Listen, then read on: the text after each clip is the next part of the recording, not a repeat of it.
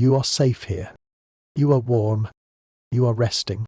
And as you breathe slowly, with the quiet rhythm of night, you can imagine yourself carried gently across a calm expanse of water. The ocean is vast, but not threatening. Tonight it is simply wide and still, reflecting stars that seem closer than they do on land. You notice your own breath beginning to match the sea itself, slow and even, as though the waves are quietly breathing with you. Let's take a moment to rest in this place. Each breath can feel like a tide, in and out, like the hush of waves along a soft shore. In and out. You don't need to count. You don't need to keep pace. Just notice how your chest rises and falls, the way the ocean lifts and settles.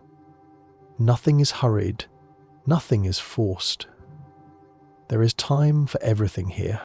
As you drift further into this calm space, a ship begins to take shape in the distance. Not a ship in danger, not a ship in drama, but a ship imagined, moving with grace through the water. It is April of 1912, and this vessel, the Titanic, is making her maiden voyage. She is new, gleaming, almost too large to take in all at once. Over 46,000 tons of steel and wood and human effort float here, moving forward at a steady pace. About 2,200 people are aboard, though tonight you won't hear their bustle, their footsteps, their chatter. Tonight you hear only the sigh of the sea, the quiet creak of timbers, the muted hum of engines deep below. This is not a story of alarm. It is not a story of loss. Here, Titanic is not a tragedy. She is simply a stage for gentle wandering, for imagination.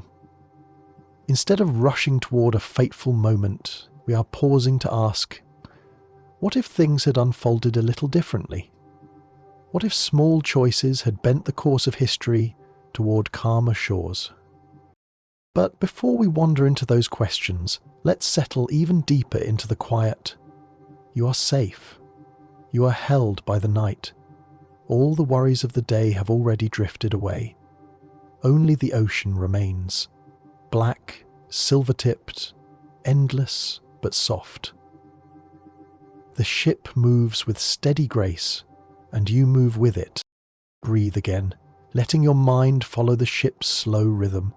You can picture the long deck stretching out under a blanket of stars. The air is cool but not cold. The lamps cast pools of warm light, and if you lean on the polished rail, you feel not just steel beneath your hands, but also the hush of history. A vessel remembered, reimagined, brought here not for fear, but for reflection. Every voyage is a mixture of certainty and possibility.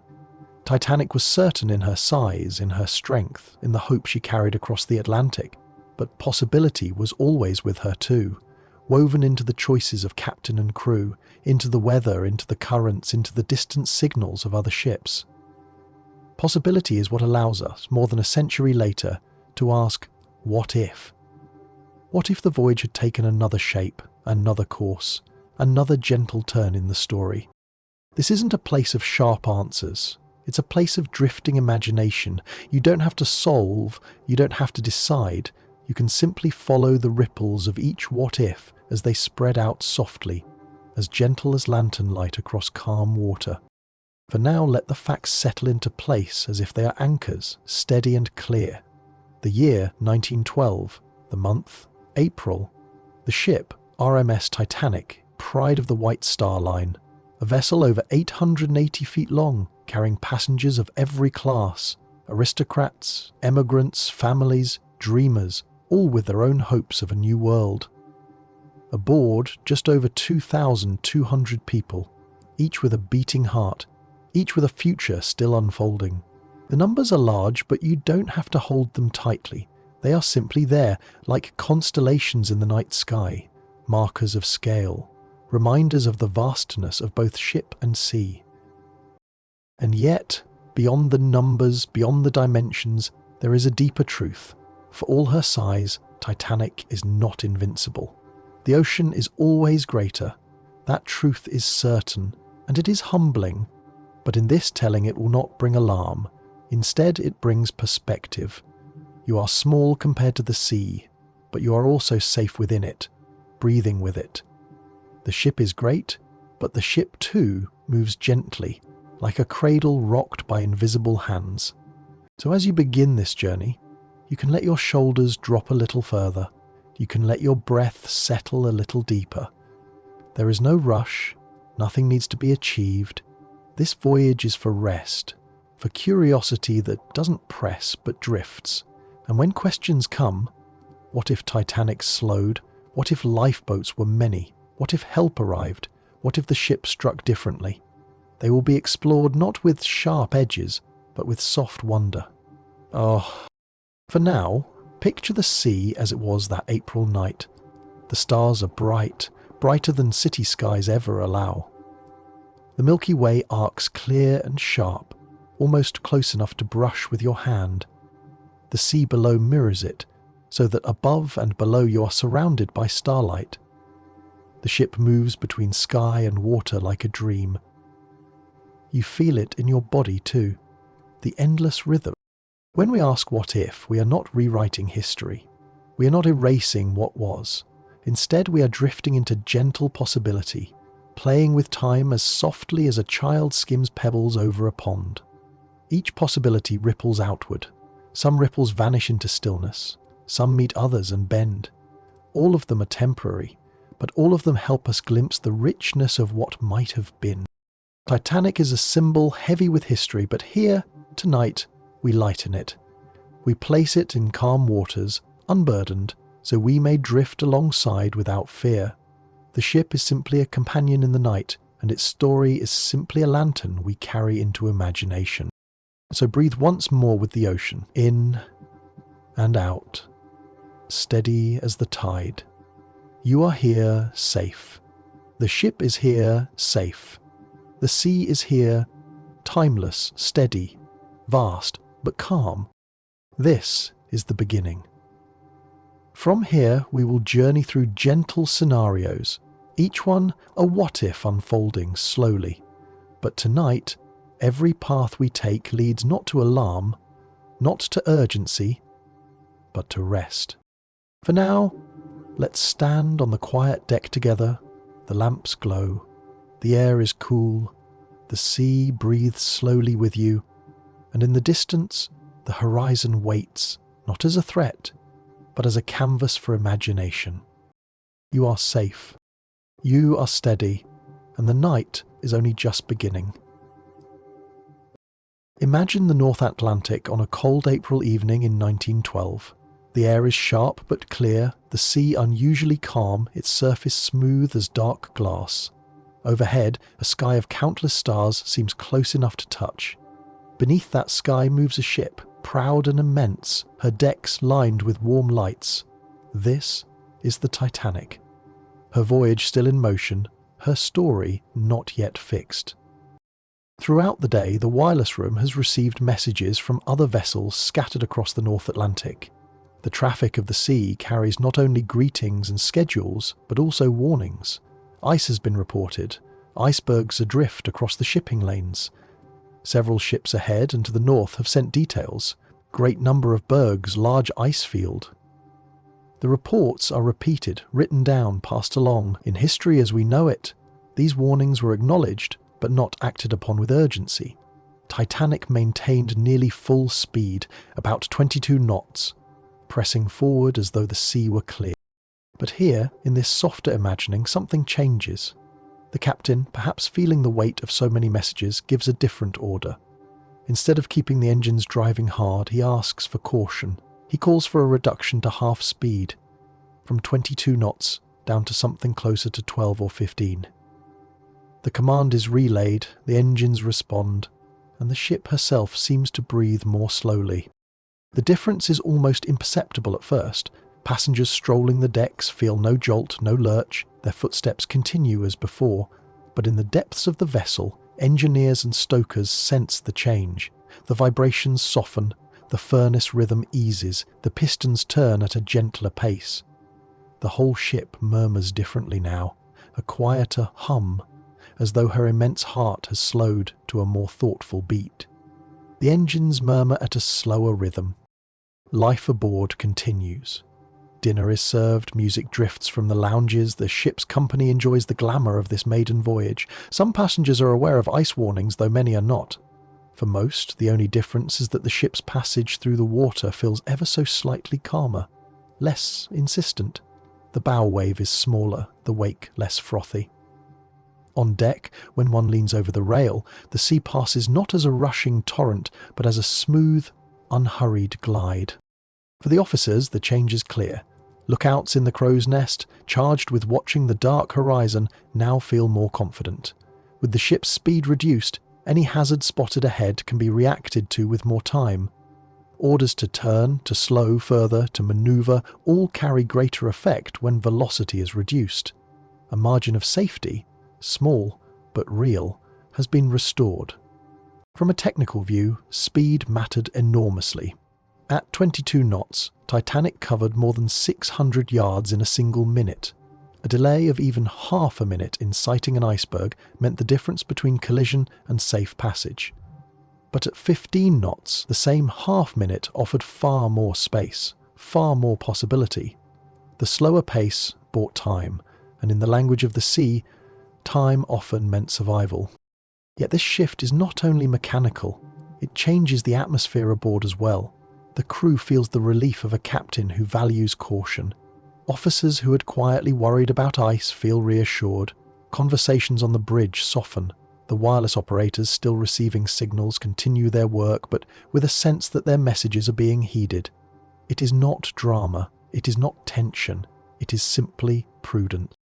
And so, in this point of divergence, a single order: reduce speed. Alters the night, it does not guarantee safety. Ice remains, the sea is still vast. But the rhythm of events is now slowed, like a clock ticking with longer beats. What once seemed rushed now feels measured. For the passengers, the hours ahead stretch differently. A slower ship means a later arrival in New York, perhaps a day later than scheduled. Some might complain, some might sigh at the inconvenience, yet many would hardly notice. Another evening to dress for dinner, another night of music from the band, another chance to walk the starlit deck. The voyage itself becomes a gift of more time, not less. As the ship hums gently on this imagined night, we stand at the beginning of all the alternate paths. The iceberg still lies somewhere ahead, a dark shape adrift in the starlit sea. But Titanic no longer rushes toward it at all costs. She moves with measured grace, her engines pulsing at a slower, steadier beat.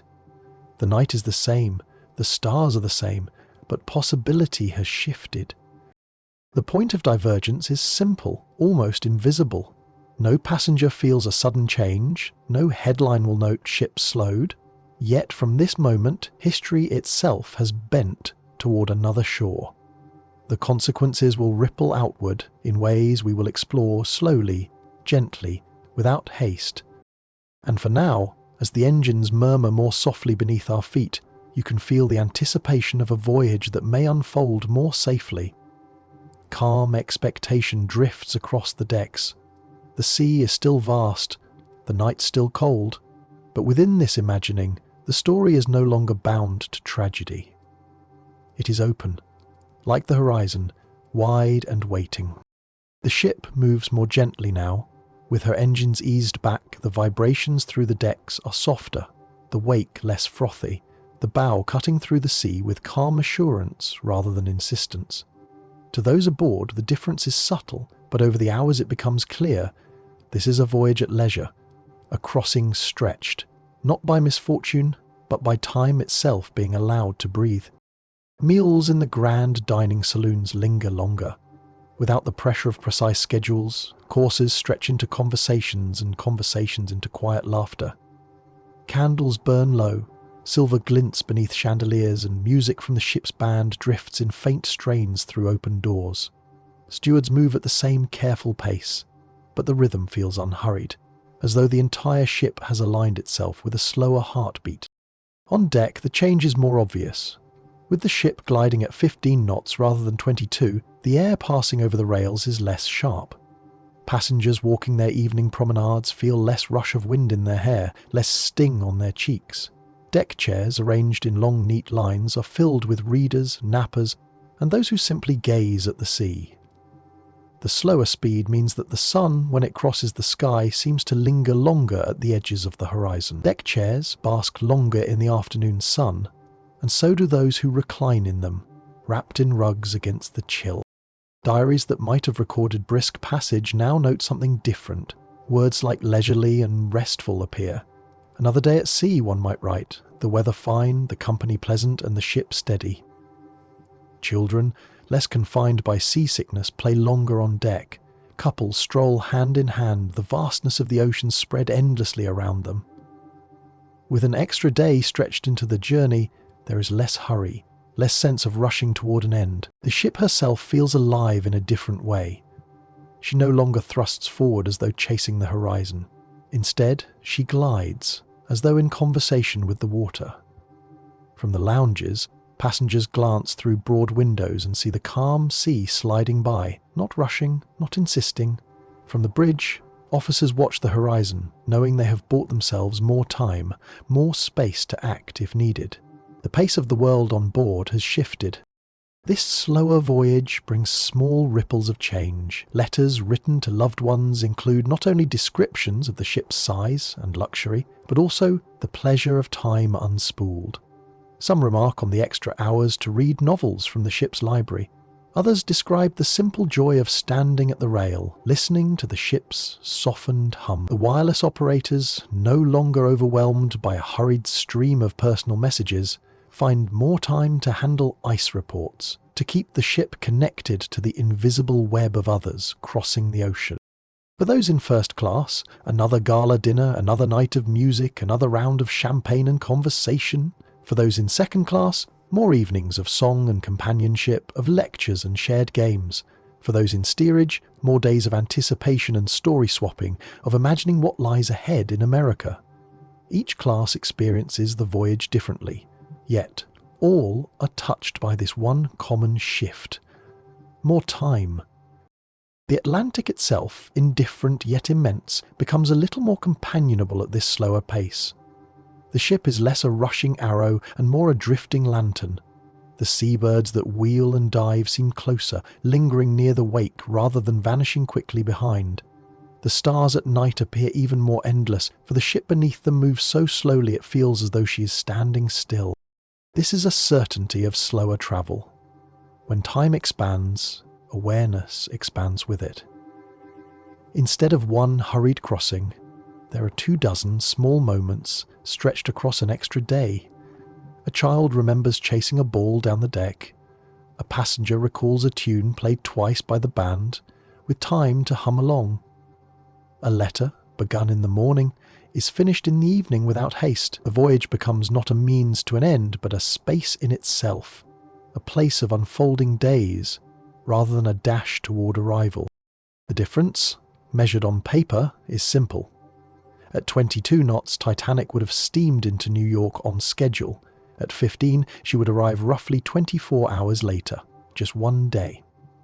But to those aboard, that day is filled with texture, with small experiences that otherwise might have rushed by unseen. And beneath it all, the sense of safety grows quietly. Passengers may not know the mathematics of speed and stopping distance, but they feel the calm confidence of officers, the steadiness of the lookouts.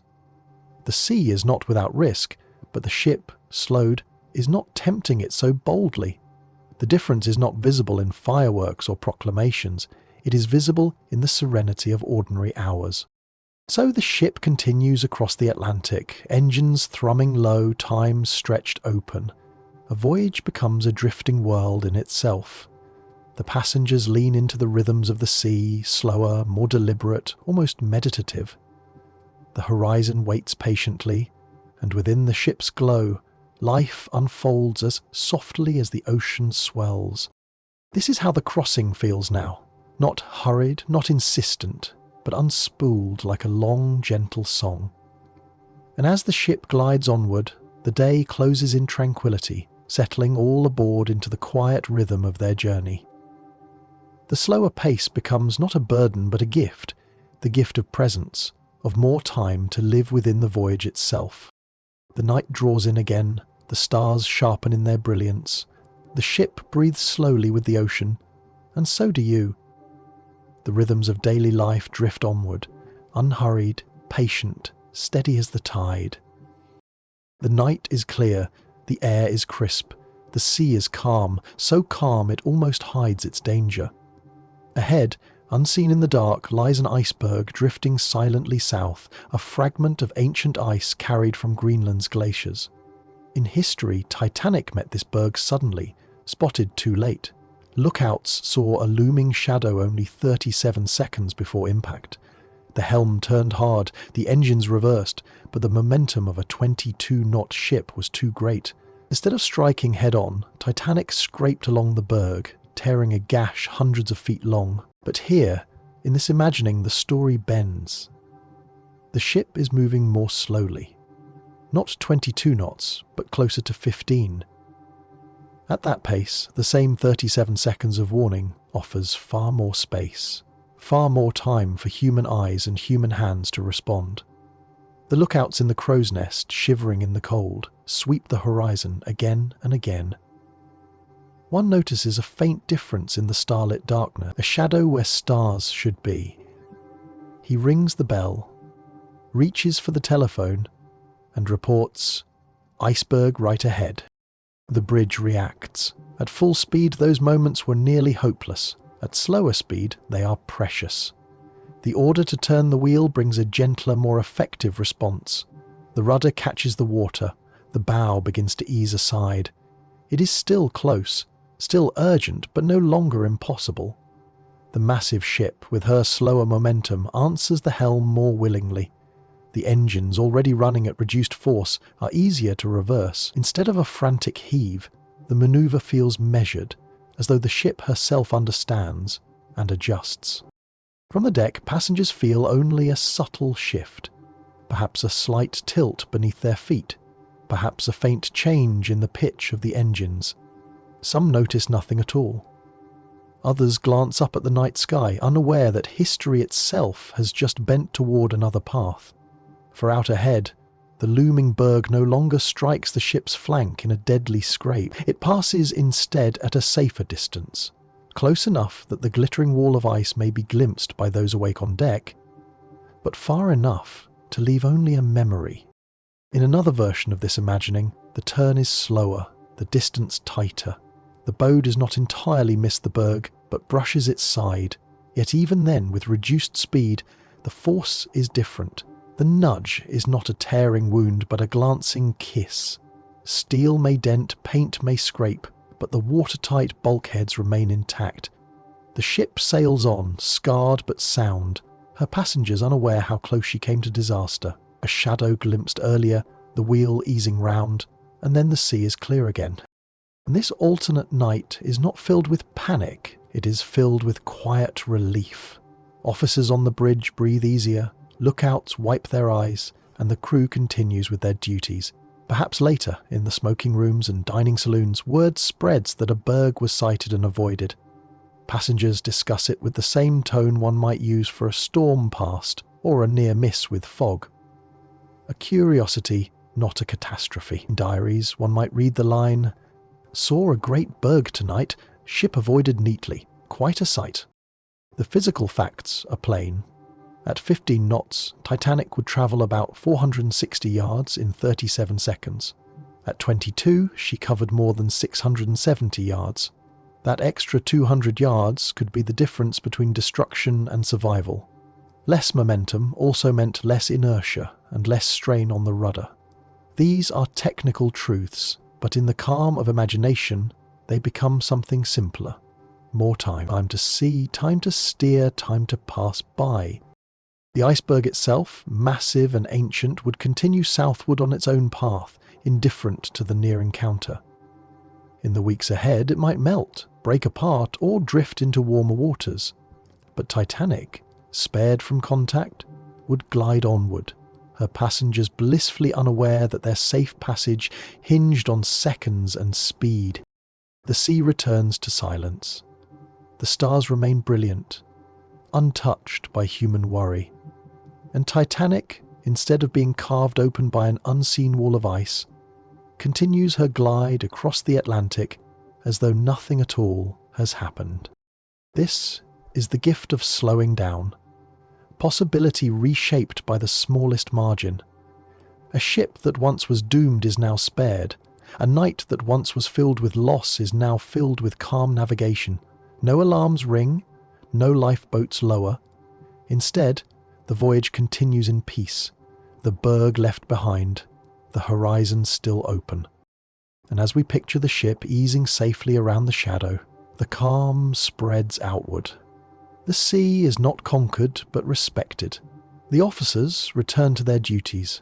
The passengers return to their games, their music, their conversations.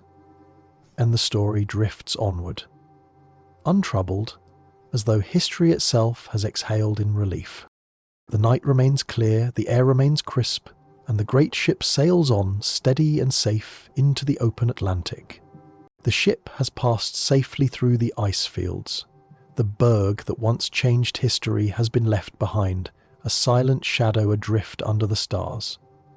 Titanic sails onward, her pace steady, her course still set for New York. What follows is not a story of loss, but a story of continuance. From this small change, a reduction in speed, ripples spread outward, touching lives and shaping memory. The first ripple is simple, arrival. Where history recorded a tragedy on April 15th, this alternate voyage records only a delay. Titanic, slowed across the Atlantic, reaches New York not on the morning of Wednesday the 17th, but perhaps on Thursday the 18th. Passengers step onto the piers of Manhattan a day later than planned. For many, the difference is a trivial inconvenience, a missed train connection, a rescheduled hotel room, a letter arriving a day late. These are small adjustments, the sort of things travellers have always endured. No one recalls them with bitterness. They simply become the texture of travel, the little changes that fade quickly into memory. Newspapers notice, of course. The Titanic, built to be the pride of the White Star Line, has not set a record for speed. Her crossing has been measured, not triumphant. But the headlines are small, the type modest. Ocean giant reaches New York. Maiden voyage completed. Newspapers folded with smaller print. There is no great drama, no sweeping stories of heroism or despair. Titanic earns a place in columns of society gossip, of financial notices, of technical praise. She is impressive, yes, luxurious, yes, but she is not a legend. And this lack of legend is the next ripple. Without a disaster, Titanic never becomes the shorthand for human hubris, for tragedy, for loss on a vast scale. She is remembered instead as one of many ships, a marvel of her day but not a myth. The phrase unsinkable ship remains a marketing flourish, not a haunting irony. Schoolchildren do not learn her story in hushed tones. Film and literature do not cling to her name. She becomes a vessel of pride for her company, not a vessel of sorrow for the world. For White Star Line, the difference is survival. In real history, the disaster strained the company, tarnished its reputation and hastened its decline. Here, without loss, White Star remains competitive. Titanic sails for years, her sister Britannic is not overshadowed by grief, and the line continues to advertise the size and comfort of its fleet. The shipping wars of the early 20th century still unfold, but White Star's path is steadier, less burdened by tragedy. For the passengers, the ripple is more personal, yet also quieter. Where once families were broken apart, now they remain whole. Letters continue to be written. Children grow with their parents by their side. Friendships begun at sea continue on land. The biographies of 2,000 people are not cut short or scarred by loss, but continue in the ordinary ways that lives usually do. They study, they work, they marry, they raise children, they age. Their futures are unremarkable, which is to say deeply precious. Even those who might have written of their escape, of survival against the odds, find no such drama. Their memoirs are never drafted, their interviews never given. Instead, perhaps, they recall a sighting of ice, The thrill of seeing a berg in the distance, the relief of a ship's safe course. It becomes a minor anecdote, told lightly over dinner years later. Yes, on Titanic's maiden voyage we saw a great iceberg pass in the night. The ship turned neatly and sailed on. It was something to see, nothing more. This absence of story has consequences too. Maritime safety reforms, which in our history followed the loss of Titanic, may arrive more slowly. Regulations about lifeboat numbers, wireless watches and international ice patrols may still come, but not with the same urgency. Perhaps another incident, smaller or later, pushes those reforms into place. Progress often waits for tragedy to demand it. Without Titanic's loss, reform lingers in committee rooms and debates. This is one of the uncertain ripples, whether safety evolves swiftly or whether the sea continues to claim ships until change is unavoidable. Yet for the world at large, the ripple is gentler. There is no day of mourning that unites nations. There are no headlines of mass loss. There is no great pause when people everywhere realize how fragile even the greatest works of humankind can be. The world continues forward, a little less shaken, a little less humbled. Speculation can stretch further still. Without Titanic as symbol, artists and writers look elsewhere for metaphors of pride and downfall. Without Titanic films and books, popular culture takes other shapes. The name is not immortalized in songs nor in countless retellings. It is possible that, to most people, Titanic becomes a half-forgotten footnote. A large ship, yes, but one among many in an age of giants. And so the ripples spread. A day's delay in New York? Quieter headlines. A company steadied, families intact, safety rules postponed, culture shaped in other ways. Each consequence speculative, each one gentle, each one part of the vast web of history that could have been. The iceberg is forgotten by summer.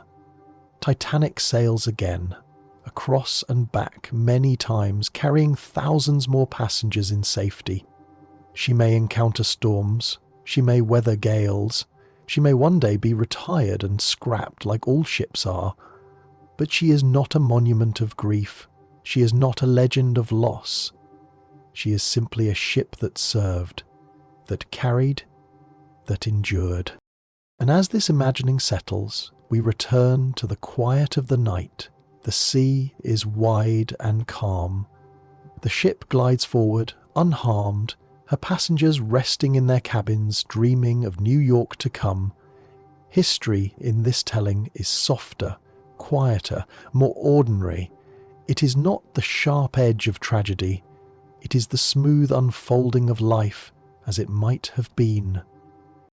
The newspapers are folded, the headlines small. The ship is steady, the passengers are safe. And the horizon, instead of closing, remains open. The story, for now, drifts on into calm waters. The sea has carried the ship through the night, and now we pause to listen again to its endless calm. Titanic has slowed, her course has shifted, and her story has bent towards safety. But the ocean itself remains unchanged, wide and timeless, watching with steady patience, as it has for centuries. But you can imagine standing at the rail once more, gazing out at the horizon. The air is crisp, the stars are steady, and across the glassy surface of the water, moonlight spreads like silver dust scattered from an unseen hand. The sea does not hurry, it does not strain, it simply rises and falls, breathing slowly, as though in step with your own chest. In this pause there is no urgency, no decisions to be made, only the vastness of the night, the quiet motion of the waves, and the comfort of knowing the ship glides safely through. The creak of timbers, the muted churn of the engines, the whisper of wind in the rigging, each sound settles into a rhythm that is soothing, not sharp. The ocean has always watched, and it always will. It holds the memory of storms and calms, of ships lost and ships preserved. Tonight it holds you too, steady and safe, wrapped in its silence. The night deepens and the horizon waits, Another story is ready to unfold. The ship lies quiet on the open sea, her lights glimmering against the dark horizon, and along her broad decks, neat and orderly, sit the boats that hold the promise of safety. In history there were only 20 of them, enough for fewer than half of those aboard, but in this imagining the decks are lined with many more, 64 in all, each one ready, each one waiting. Wooden boats lined neat as a row of candles, their curved sides gleaming faintly beneath the lanterns. This change is not dramatic. It was in fact part of the ship's very design. Titanic had space for 64 lifeboats, but regulations of 1912 required far fewer. The designers complied with law rather than possibility. In this alternate telling, the law has already been changed, or perhaps the company has chosen prudence over appearance. And so, the ship that sails tonight carries boats for every soul aboard. Over 2,200 seats in total. The presence of these boats alters the mood of the voyage long before any danger arises. On the day of departure, passengers strolling the decks notice their abundance. They are not few, tucked away, but many, obvious, a part of the ship's very silhouette. For some, this is reassuring. For others, it is merely another detail in a vessel already filled with marvels. But to the officers and crew, the difference is deeper. A sense of readiness, a quiet confidence that, should the sea demand it, they will not be asked to do the impossible. Extra boats mean extra drills. Crew are divided into teams, each assigned to specific boats. Practice sessions are more thorough, lifeboat stations better understood. The confusion that in history marked the night of April 14th is softened here, replaced by familiarity. Each officer knows his duty, each seaman knows his rope, his oar, his station. The lowering of boats, once a task carried out in haste and uncertainty, is now practiced with calm efficiency. And this orderliness spreads into the hearts of those aboard. Even if many passengers never glance at a lifeboat, the discipline of the crew shows in small ways. Confidence in posture, calmness in tone, a readiness that reassures. Passengers sense it without needing to name it. The ship feels not only luxurious, but prepared. The image of the lifeboats themselves is soothing. They are not threatening, not ominous. They sit quietly in their davits, curved hulls catching the morning sun, shadows stretching across the deck. To walk past them is to be reminded of safety's presence, like a lighthouse glimpsed on a distant shore. They are companions in the voyage, silent guardians waiting in readiness. The effect reaches into the officers' thoughts as well. On the bridge, those responsible for the voyage carry their burdens differently. Where once they may have worried, knowing that if the worst occurred, they would have to make choices between who could live and who must be left, now they carry the quieter knowledge that space exists for all. They are still vigilant, still careful, but their watch is not shadowed by dread. In this imagining, even the iceberg, still drifting in its cold field, does not entirely vanish. The sea remains vast, the night remains uncertain. But the ship is no longer burdened by insufficiency. Should danger appear, there is no cruel arithmetic to perform, no desperate tallying of seats. Safety exists for everyone. The numbers, plain and simple, confirm it. In history, 20 lifeboats with a rated capacity of about 1,178 people. In design, 64 with a capacity exceeding 3,500. Enough not only for Titanic's passengers and crew, but for many more besides. This was no fantasy. It was a technical reality, one not taken but fully possible. And in this alternate story, that possibility is realized. So the ship sails, carrying her full complement of lifeboats, carrying her crew more confidently trained, carrying her passengers more securely watched over. The change is quiet, but its ripple is profound. No one on deck feels the difference as they stroll past the boats, but beneath that ordinariness lies the promise of lives preserved, of panic softened, of survival made possible for all. Then as the night stretches ahead, the lifeboats remain where they are, silent, waiting. They do not demand attention. They do not interrupt the music, the laughter, the strolls along the deck. They simply watch, row upon row, candles against the dark. Their presence is enough to shift the story into a gentler shape, to offer safety not in theory but in fact.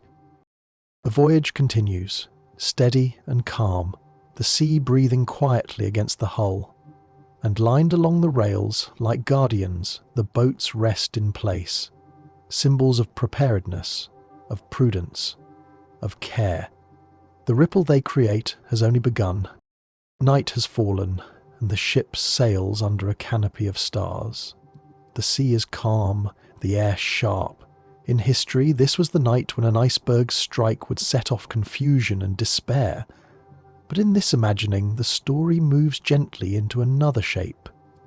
Titanic, carrying her full complement of lifeboats, faces the same peril, yet the unfolding of events is softened, transformed. The iceberg is sighted, the order to abandon ship is given. But, instead of dread, a steadier rhythm emerges. Along the decks, officers and crew move with confidence. They know there are boats enough for all. No quick calculations, no silent weighing of who will be saved and who will be left. The arithmetic of survival is simple. Every soul aboard has a seat. Families gather together. Where once husbands and sons were told to stand back while women and children were lowered away, here they remain side by side. Parents do not need to choose who goes and who stays. Couples descend into boats together, hands still joined. Brothers carry sisters, children cling to mothers, fathers step in behind them, all assured that another boat waits for the next group. The atmosphere is calmer. Voices are still hushed, some trembling with fear, but the panic that history recorded is softened. Passengers line the decks in orderly rows. Officers guide them with steady hands, not raised voices. The drills practiced in daylight now prove their worth. Boat after boat is swung out, lowered steadily, filled to its true capacity. No lifeboat leaves half empty. Instead of 30 or 40 souls, each carries 65, as designed. The rhythm of many oars in sync will soon echo across the night. The mingling of classes happens naturally. In the rush of history, barriers sometimes slowed access. But here, the abundance of boats removes the tension. First class, second class, steerage. Each group finds space, each group sees others boarding. No resentment builds, no anger sparks. The ship's lights shine equally on all as they move towards safety. Crew members, freed from the anguish of impossible choices, focus fully on their duties. They load children gently, steady the ropes, guide the lines. They step into boats themselves only when told, not out of desperation, but in turn knowing they too will survive. Officers who once faced despair now feel a quiet relief. They may still mourn the ship, but not the souls entrusted to them. Even as the night grows colder, the knowledge that all will be taken off lessens the bite of fear. Blankets are distributed, lanterns lit within the boats, voices murmuring reassurance. On the dark surface of the Atlantic, the lifeboats soon spread like floating beads of light, each one carrying its full measure of life. The ship may be lost, but the people are preserved. The facts here are simple but profound. In history, most lifeboats launched carried only 30 or 40 people, though each was designed for 65. Some boats pulled away with fewer than 20 aboard, driven by confusion and urgency. Many seats went empty while hundreds were left behind. But in this alternate telling, with drills practiced and boats abundant, those seats are filled. No place is wasted, no life is left adrift on the decks. Imagine the sound of the evacuation. Instead of cries of despair rising from the ship as boats vanish into darkness, there is the steady creak of ropes, the splash of oars, the quiet voices of families huddled together. The sea carries not screams but the rhythm of coordinated effort, human voices speaking calmly, the band perhaps even continuing to play. Not as a last comfort for the doomed, but as reassurance for the saved. The evacuation takes time, but time is given. The crew work methodically and the passengers wait with trust. Each boat lowers, each boat rows out a short distance. Each boat settles into the dark water. From above, the ship still glows with light. Her funnels tall against the stars. Her decks slowly clearing as people step into safety. And when at last the final boats are away, the sea around Titanic is alive with them. Dozens of vessels filled with hundreds of souls, lanterns shining, voices carrying. In history, survivors describe the silence of a vast sea, broken only by cries. Here, the sea is alive with the hum of voices, with the dip of oars, with the reassurance of nearness. One boat calls to another, keeping company. Children cry, but parents answer. Fear is still present, but it is the fear of the unknown, not of certain loss. This is plausible, not fantasy. The ship had the space. The technology was available. The lifeboats existed in design, though not in practice. If they had been fitted, if they had been drilled, then this night could have unfolded like this. Still cold, still perilous, but softened into survival. The ship herself may sink, but her people are not swallowed with her. They are carried out, afloat on wooden boats that hold their future. The Atlantic still stretches infinite around them, but they are no longer few scattered sparks. They are many, a constellation of lights spread across the water, held together by the rhythm of many oars in sync. And so the night unfolds differently. Not in chaos, not in despair, but in order, in courage, in the calm presence of enough. This difference, boats enough for all, has reshaped the story entirely. The sea breathes on, the lights of the ship glimmer until the last, and upon the dark water life is preserved. The night that was once remembered for loss is now remembered for survival. The lifeboats have pulled away. They are filled not with a fraction of the ship's people, but with everyone. Families sit close, children tucked beneath blankets, officers steady at the tillers. The cold of the night is real, the vastness of the Atlantic undeniable, but the story has shifted. It is no longer about loss, it is about preservation. The boats rock gently, and in their small wooden cradles, more than 2,000 lives are carried forward. In history, only 700 were saved. Here, it is 3 times that number. More children, more mothers, more fathers, more voices to carry the memory of that night, and more futures made possible because the boats were enough. You can almost hear it, children's laughter on calmer seas, voices carried across the dark water as parents reassure them that all is well. The ripples begin at once. Survivors arrive in New York not as a small band of the rescued, but as a full company of passengers and crew. The piers are crowded with relatives, reporters and onlookers, but the mood is relief, not mourning. The Titanic is remembered as a near disaster, not a calamity. From that moment, individual lives begin to branch in new directions. A musician from the ship's band, who in history played until the final moments and was lost, now steps ashore with his violin intact. He plays for decades longer, his music filling halls and records, his family line continuing through children and grandchildren. A young immigrant in steerage, once destined to perish in the freezing sea, now arrives in America and builds a new life. Perhaps he finds work in a factory, perhaps he starts a small business. Perhaps his grandchildren one day sit in classrooms, learning not of their ancestors' death, but of his long life in a new land.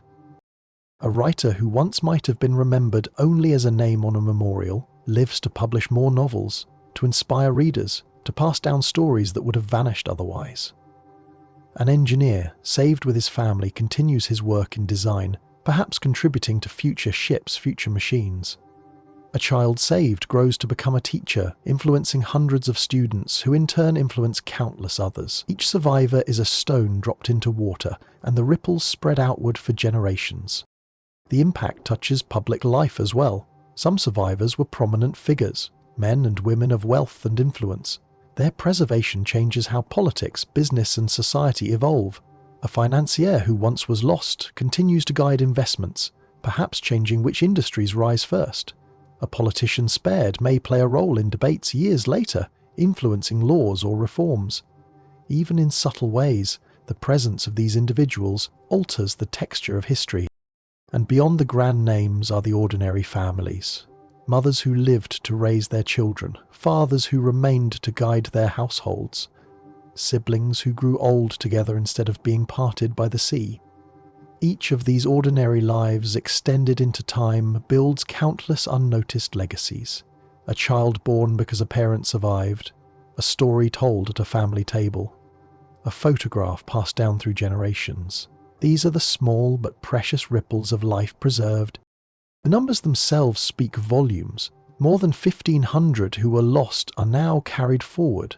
Imagine each of them with a lifetime of days, birthdays, workdays, holidays, quiet evenings, small celebrations, multiplied across decades, multiplied across families. The weight of those lives grows immense, not in tragedy, but in fullness. The world is not deprived of them, it is enriched by them. The survivors' accounts, too, shift in tone. In our history, many spoke of loss, of desperate hours, of cold silence. Here, the stories are softer. They recall the long night in lifeboats, the chill air, the sight of a great ship sinking into the sea. But they also recall the relief of knowing every friend and stranger was safe, the sight of hundreds of boats clustered together, lanterns glowing, voices echoing across the water. Their memoirs do not ache with grief, they hum with gratitude. They are chantitois et le peuple. And as these lives continue, the legacies touch art, science, politics, and family alike. A saved scientist contributes to research that inspires future discoveries. A saved artist paints works that hang in galleries long after. A saved politician casts votes that tilt policies this way or that. These are speculative ripples, but they remind us of the countless ways each human life shapes the world around it. Even those who never rose to fame matter deeply. Each one preserved brings forth children and grandchildren, brings forth friendships, brings forth communities that might otherwise never have existed. Each survivor becomes a thread, weaving into the vast tapestry of human history, filling it with more colour, more pattern, more depth. The sea itself remains unchanged. It has claimed the ship, but it has not claimed the people. The lifeboats drift together until rescue comes and those aboard shiver, huddle, wait. Yet in their waiting lies hope, not despair. The morning light reveals not a small remnant, but an entire ship's company alive. The legacy of Titanic becomes not a symbol of loss, but a symbol of survival, of preparedness, of how foresight saves lives. And so the ripples spread, from New York's piers to distant villages, from families reunited to nations relieved, from children's laughter to grandchildren's dreams. More lives carried forward, more futures opened. The ocean took a ship, but not the souls within it. The night quiets once again, and the lifeboats bob on calmer seas. Laughter is faint, but it is there. Murmured conversations, reassurances, promises of tomorrow. The legacy is no longer one of grief. It is one of lives expanded, of ripples carried outward into a gentler history. The sinking of Titanic is remembered as one of the most haunting events of the 20th century, but if all aboard had survived, thanks to a full complement of lifeboats, the tone of its legacy would shift. The ship would still rest beneath the waves, yet the story passed down through families, classrooms and libraries would feel gentler, more practical, more like a safety parable than a wound in collective memory. Instead of being retold as a tragedy of hubris and loss, Titanic becomes a case study of foresight. Newspapers in 1912 would still have written in bold headlines about the largest ship of its day colliding with an iceberg. Yet beneath those headlines, the column inches would emphasize how careful preparation had preserved every life. Families would pore over the details of how drills, boat plans, and readiness mattered. The word unsinkable would fade into the background. The phrase prepared for anything might have risen in its place.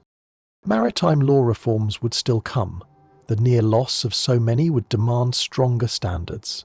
International conventions would still require enough lifeboats for all, radio operators on duty through the night, and safer shipping routes. But the reforms would be written not in mourning, but in relief. Legislators could point to Titanic as proof that readiness saves lives, rather than as proof of human failure. The regulations may even have been adopted more smoothly, free of the grief that can make debate sharp-edged. In culture too, the memory would soften. Films and novels about Titanic would be fewer, smaller, quieter. Without the aura of tragedy, the ship might not inspire so many dramatic retellings. Instead, its name might appear in histories of engineering, in lessons about safety management, in case studies of how a potential disaster was turned into survival. A shelf in a library would still carry its story, but the book would be slimmer, the cover quieter. Museums today might display life jackets and photographs, but the captions would read differently. Not lost in the cold Atlantic, but saved because the lifeboats were there. A guided tour might point out the lesson that preparation, even when it feels excessive, can mean everything. Schoolchildren would walk away with the moral of foresight, not with the ache of lives cut short. For families, memory would not be carved on headstones. It would be carried in stories of endurance.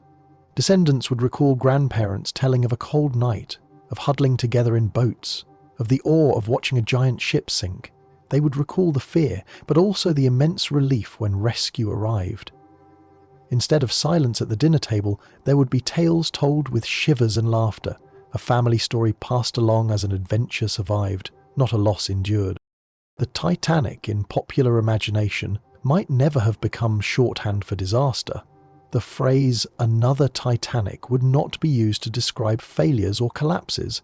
Instead, it might be a quiet reference to close calls where preparation mattered. Perhaps people would say, "It was like a Titanic, but with lifeboats ready." The metaphor would shift from doom to escape. Even the wreck itself, discovered decades later, would inspire a different tone. In our history, the ship's remains carry solemnity, a gravesite of more than 1,000 souls. In this alternate memory, the site would be remarkable, but not sacred. Divers might approach it as they would other sunken ships, with awe, but not with mourning. Documentaries might speak of engineering and oceanography rather than of loss. Artifacts raised from the wreck would be viewed with curiosity rather than reverence. Yet the event would still shape imagination. Writers and filmmakers may still find something haunting in the image of a vast liner slipping beneath the sea. But their stories would tilt towards suspense and relief, like a play where danger looms but resolution is gentle. The tragic romance of Titanic would never become a dominant cultural theme. Perhaps no sweeping epic film in the 1990s would seize the world's attention because the story would lack the ache that fueled it. Titanic would be known, but it would not be iconic. This shift would ripple into our broader cultural sense of risk. The tale we inherited, that technology can fail, that pride can be punished by nature, would soften. Instead, the lesson would be that preparedness and redundancy keep us safe. For some, that would inspire confidence. For others, it might dull the sharp edge of caution. Without the weight of Titanic as tragedy, perhaps fewer people in later decades would recall how fragile human projects can be. The uncertainty here is wide. Culture bends in many directions, and memory is shaped by artists as much as by facts. But it is plausible that, without mass loss of life, Titanic would not loom so large. Its shadow would be shorter, its presence in the collective imagination quieter, its lessons remembered but not mythologized, and as the centuries drift on, the event would settle into a calmer place in history. Maritime textbooks would still recount the collision and the reforms. Families would still treasure the stories of ancestors who rode away under the stars. Museums would still display artifacts, but the tone, the feeling would be different. Less elegy, more parable. A story about being ready, about safety, about how foresight can turn what might have been calamity into survival. In the end, the Titanic remembered in this world is not a wound, but a cautionary tale told gently, a shelf in a library with a smaller, quieter tale. The ocean still holds the ship, but the people returned, and that changes everything. The lifeboats have carried every soul to safety in our imagining, and the sea grows still again. In the distance, the night horizon begins to shimmer, not with stars alone, but with tiny, floating lights. You can picture them as golden lamps strung far away, each flame steady against the dark. Some belong to ships on their courses, others to distant towns sleeping by the shore. At sea, these lamps look like jewels scattered along the waterline, markers of connection across the wide Atlantic. The ocean holds them tenderly, the glow reflecting in broken ripples. Lamps drift in the mind like gentle beacons, saying, "Others are near, help is near, you are not alone." This horizon of lamps suggests the unseen presence of other ships, other watchers. It is a reminder that the sea is not an empty void. Even in the quietest hours, vessels cross paths, signals are seen, and stories can change. As you rest in this pause, imagine those distant golden sparks floating just for you. Each light steadies the rhythm of the night. Each glow carries reassurance. Soon, another what-if begins. One where a nearby ship answers those signals, and the lamps on the horizon draw closer. The sea between two ships is short, though it feels endless in the night. On one side of the horizon lies Titanic, vast and glittering, her decks lit with urgency. On the other side drifts the smaller Californian, a modest cargo steamer stopped for the night in fields of ice. In history, their stories nearly touched but never met. In this imagining, the space between them closes. It begins with sound, a wireless crackle, clear and steady. The Californian's operator, still at his post instead of asleep, hears the messages Titanic sends. He listens not with weary dismissal, but with alert curiosity. Words travel through the static. Ice warnings, distress calls, coordinates repeated again and again. The meaning is unmistakable.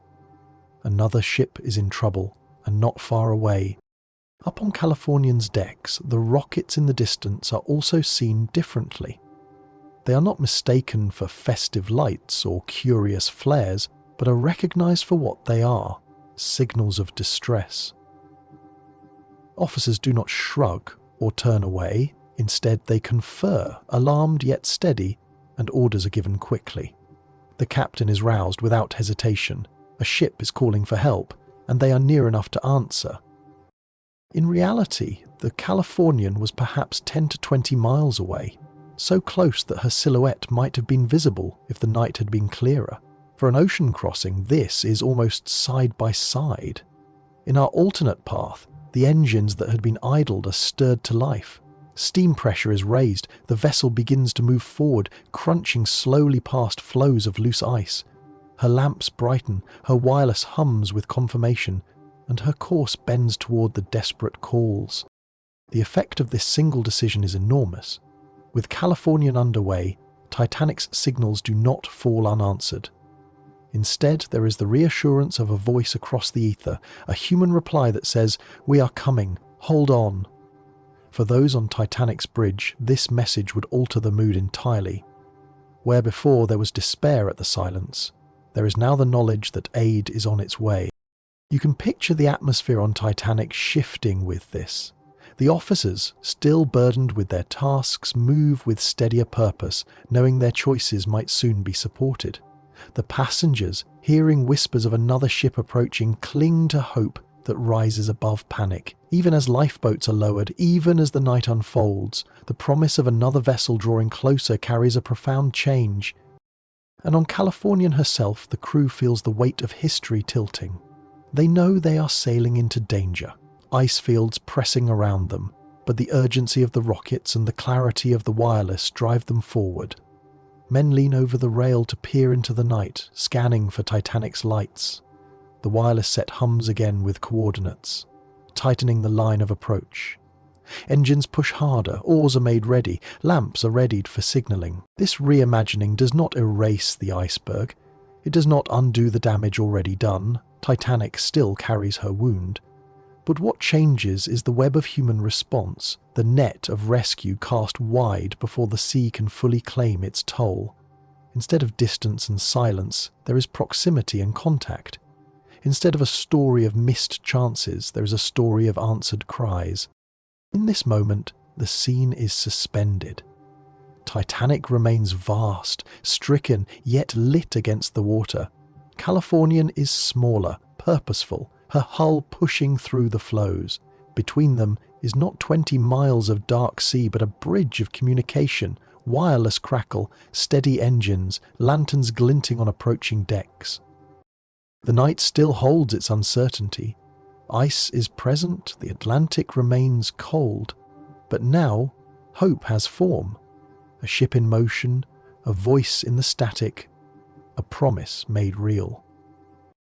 So this imagining pauses here, with Californian underway, the space between two ships shrinking.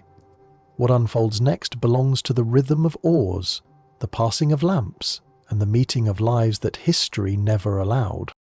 At first, it is only a rumour on the cold air, a murmur carried from one deck to another, whispered between passengers leaning against railings, passed softly among crew already weary. Someone has seen a glow low on the horizon. Another swears the faint beam is moving closer, not still like the stars. In the midst of the Atlantic dark, the idea takes root. Another ship is coming. On Titanic, where minutes earlier the silence of the sea had pressed down like stone, the mood stirs with this fragile hope.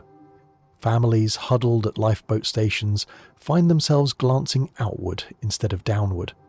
The shivering chill of waiting becomes bearable if the horizon promises company. Mothers soothe children with a story. See that light? Help is near. Men draw a steadier breath, shoulders lowering just slightly. On the bridge, where calculations have been grim, eyes fix now on that glow. Officers who have been forced to act without reassurance lean forward with sharpened focus. Through binoculars they confirm, a lantern glow expanding on the horizon. It swells slowly, pulsing with each rise of the swell. The light has the unmistakable rhythm of a ship underway. The wireless room hums again with sparks of life. Californian's operator confirms progress. Their engines are turning, their bow pointed toward Titanic's distress position. It is not yet certain how quickly they will arrive, nor how the ice will hinder their course, but the promise is enough. A reply has bridged the void, and now visible proof crosses the waves. Passengers find themselves staring out into the dark, as if it were a theatre curtain lifting. They whisper to one another in languages varied: English, French, German, Swedish, Irish brogue, Italian melody. The meaning is the same across them all: salvation. A ship approaches. The cold night, though still sharp, feels a little warmer for that knowledge. In the lifeboats already lowered, hope takes the shape of orientation. Rowers pause and point.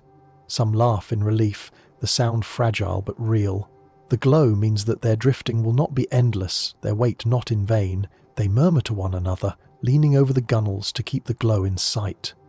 In history, many lifeboats rowed away from Titanic into an empty dark. In this imagining, they row toward a beacon, each pull of the oar guided by something tangible.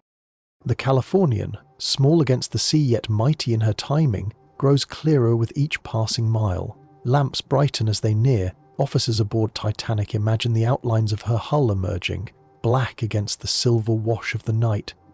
It will take time, but the mere fact of progress alters everything. Think of the soundscape of this moment. Not just the crackle of wireless nor the creak of Titanic's timbers under strain, but the rise of voices carrying hope. The rhythms of fear soften into the rhythms of expectation. Where silence once reigned, now conversations stir. Gentle, tentative, but persistent. A community forms around the simple truth that another ship is out there, answering. No one yet knows how much can be done. The iceberg has already carved its path. Titanic's wound remains, water filling where steel has yielded, but a ship approaching means options. It means lifeboats might be met halfway, survivors lifted sooner, panic stilled before it can rise too far. It means officers can coordinate not only with ropes and davits, but with signals flashing across the night. The distance shrinks. The lantern glow expands.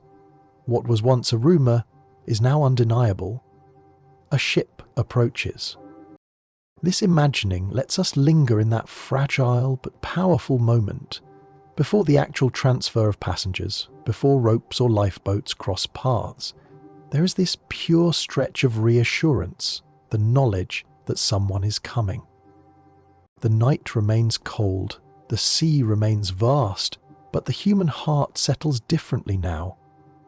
The horizon holds a lantern that grows brighter with every breath, and in that glow is comfort enough to soften fear, to steady voices, and to guide weary minds toward rest. The ship that drew closer is now alongside, her lamps casting long golden paths across the sea. Titanic, though wounded, still rises in proud silhouette. Around her drift the lifeboats, once scattered, now moving in purposeful arcs toward the newcomer. The night has shifted into something steadier. Not a scramble, but an orderly passage. The lifeboats, heavy with passengers, row steadily through the gentle swells. Voices carry across the water, not cries of despair, but calls of greeting, of relief. Ropes are lowered, ladders swung down. The Californian's crew leans out, calling encouragement, guiding each boat to the hull where hands reach down. The sea itself seems to soften, the swells easing just enough to let the little craft rise close without harsh bumps. One by one, the souls of Titanic are lifted up. Some climb rope ladders with shaking legs, steadied by sailors above. Others are hoisted gently in slings, children cradled close. The transfer is slow, deliberate, but with each successful rise from lifeboat to deck, the collective tension eases. On the Californian's broad planks, passengers collapse with relief, some weeping quietly, others too stunned for words. Then come the comforts, woolen blankets, coarse but warm, pressed into cold hands, mugs of hot tea passed down a line, steam curling into the chill air. Some cups tremble in exhausted fingers, their warmth radiating through numb palms. Crew guide the newcomers below decks, where lanterns burn steady, bunks stand ready, and the noise of the engines offers reassurance, an audible promise that this vessel is steady, afloat, alive. The process repeats in rhythm. Boats arrive, passengers rise, blankets and tea circulate. There is a cadence to it, like breathing. Inhale, exhale, arrival, rest. The ocean, vast as it is, feels suddenly contained within this pattern of rescue. The numbers are large, yet in this imagining there is no rush that breaks the calm. Officers pace the sequence so that each boat has time, each group is tended. Families cling together, drawn up in whole units rather than divided by space or shortage. A father keeps his arm around his daughter as both step onto firm deck. A grandmother, bundled in shawls, laughs shakily when she feels warmth return. In this alternate unfolding, Titanic's tragedy never sharpens into finality. Instead, it bends into a slower, gentler arc. Though the iceberg's wound remains, the lives that once would have been lost find continuity. Names that history preserved only on memorials become voices heard aboard Californian's deck. The wireless hums again, messages of relief flashing toward Cape Race, announcing not just disaster, but rescue in time.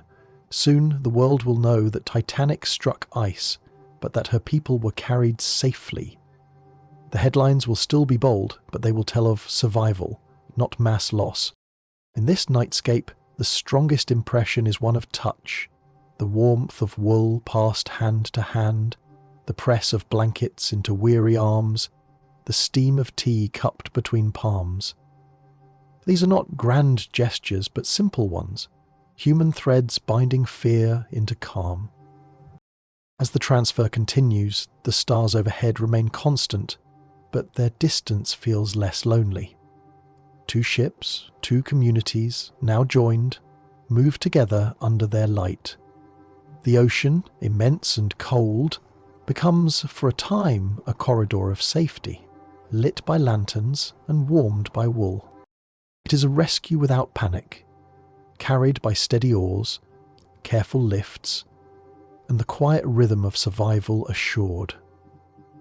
The night accepts these souls gently, as if the sea itself has consented to return them unharmed. When the ships arrive in port, the story they bring is one of danger faced but lives preserved. Titanic, though damaged beyond repair, has given up her passengers safely. Californian, once a modest cargo liner, now enters history in a different light. Her name is carried in the papers beside Titanic's, not as a silent witness, but as the rescuer. In the harbours of New York, two ships dock side by side, Titanic scarred, Californian steady. Families stream ashore together, recounting their crossing with awe rather than grief. The great liner may have been lost to the sea, but the people aboard her have not. Instead of lists of the drowned, newspapers print columns of survivors, their names stretching on and on. The inquiries that follow are framed by relief rather than outrage. Committees in London and Washington still convene, determined to understand the lessons. But the tone is softened. There is no need to account for massive loss of life, no mourning that sharpens anger. Instead, the questions revolve around how the near miss became a rescue. Californian's captain is praised for attentiveness, his crew lauded for their quick readiness. Instead of harsh criticism for failing to act, his record becomes one of decisive aid. Titanic's officers, though questioned about ice warnings and speed, stand as witnesses to a rescue made possible by coordination. Both companies, White Star and Leyland, find themselves held up as examples of seamanship meeting adversity with success. Yet reforms still come. The inquiries confirm that even with rescue close, lifeboats were too few. Lawmakers push for new rules. Every ship must carry enough boats for all, drills must be thorough, wireless must be monitored continuously. These measures are written not out of grief but as safeguards, codifying the lessons without the shadow of tragedy. The press adopts a different tone. Headlines are bold but hopeful, Titanic lost but all saved.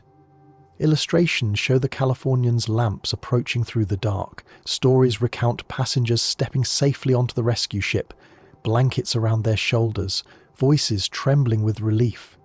Instead of becoming an enduring symbol of hubris and disaster, Titanic becomes remembered as a brush with peril, survived. Cultural memory shifts. The word unsinkable is used with more care, less as a boast and more as a cautionary phrase. Titanic is not mythologized as the doomed giant, but as a ship that taught the world caution before the price grew unbearable. Plays, novels, and later films treat her story as a drama of rescue, not as a requiem. The very cadence of remembrance softens. For the survivors themselves, the aftermath is profoundly different. Thousands who were lost in our world now step into futures, lives lived, families grown, contributions made in fields far beyond the sea. Their presence diffuses into generations, shaping stories not as gaps left behind, but as continuities carried forward. The Californian, too, earns a legacy she never claimed in our history. Her name is remembered as steadfast, her role enshrined in maritime law. No longer a subject of blame, she becomes a symbol of timely intervention. Her officers give testimony not to regret, but to a night when vigilance bore fruit. The reforms inspired by Titanic are still enacted. Radio guards, lifeboat numbers, international cooperation, yet they come in a gentler climate, less shadowed by loss. Legislators cite the event as proof that preparedness saves lives, that vigilance must be unbroken. The story circulates not as lament, but as encouragement. Thus, in this retelling, the aftermath is quieter, lighter. Two ships docking side by side, one battered, one whole, become the enduring image. A reminder that even the gravest dangers at sea can be softened when help is close and heeded. After the rescue and the inquiries, the sea falls quiet once more. The night that seemed endless begins to soften. You can imagine, in the farthest corner of the sky, a faint blush spreading. The first pale light of dawn. The horizon, which only hours ago was rimmed with lamps and rockets, now carries the gentlest of hues. The waves, steady as breathing, take on the colours of morning. A thin wash of rose and amber glimmers across the calm sea, as if the world is promising rest and renewal. Safe shores feel closer now, even though they remain beyond the horizon. There is comfort in the thought that journeys do not last forever, that every crossing leans toward land, toward home.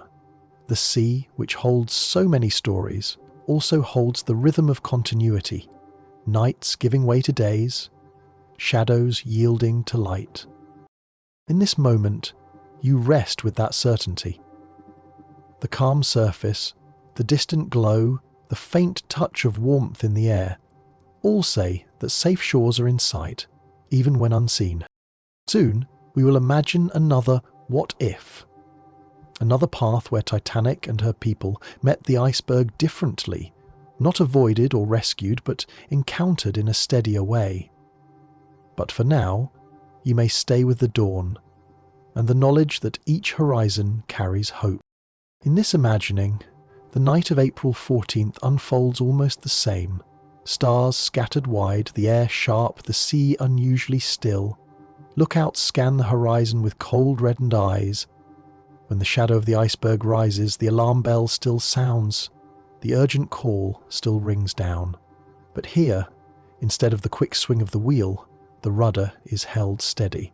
The bow of Titanic, immense and reinforced by her frames, meets the obstacle head-on. The sound is different. Not the long, tearing shriek of steel along ice, but a shorter, deeper noise. Like a dull thud echoing through the length of the ship. A shudder runs through the decks, rattling glasses in the dining saloon, stirring passengers from their cabins. But panic does not follow. Crew reassure those who emerge in night clothes. The collision was heavy, but not fatal. At the bow, the shell plating bends inward. Compartments 1, 2, and perhaps 3 begin to flood, but the watertight bulkheads do what they were built to do. They rise high, sealing off the forward spaces. Water pours into the damaged sections, but the rate is contained. The ship heels slightly, settling lower at the prow. Yet the vast bulk behind remains buoyant. The pumps roar into action. The engineers, grim and steady, move through the forward compartments. They see the bent frames, the flooding, the cold Atlantic sweeping in. But they also see what is holding. The transverse bulkheads remain firm. The watertight doors closed quickly on command. The design, meant for precisely this worst case, proves resilient. Titanic has been wounded, but she floats. Passengers notice the list, but officers explain it in calm tones. The ship may be delayed, perhaps she will limp into Halifax or back to Belfast for repair, but she is not sinking. Word spreads in hushed conversations along the promenade. We struck the berg, but we are safe. The dining rooms are quiet. In the smoking lounges, the card games resume with tentative hands. The lifeboats remain secured. Officers prepare for possible evacuation, but reassure that it is precautionary. The wireless operators send messages, urgent but not desperate, calling for assistance. Other ships reply, "Hold on. We are coming." But the difference is clear. Time stretches open. There is no frantic rush to flee.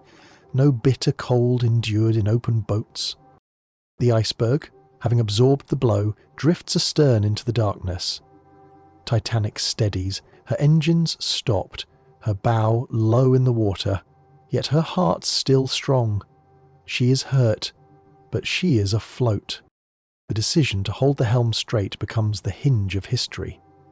By avoiding the long scrape that opened 6 compartments, the damage is confined to the forward end. The very choice that seemed fatal in theory, meeting an obstacle head-on, proves the safer path.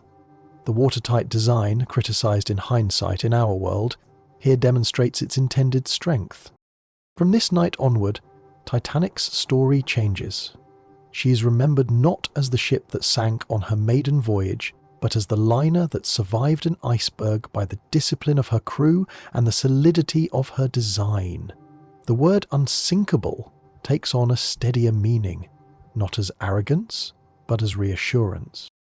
In this retelling, the sound that passengers carry in memory is not a scream of rending steel, but a single, dull, even thud. The kind of noise one might recall years later as startling, but not terrifying. The kind of impact that leaves one grateful rather than grieving. And so the ship waits in the quiet night.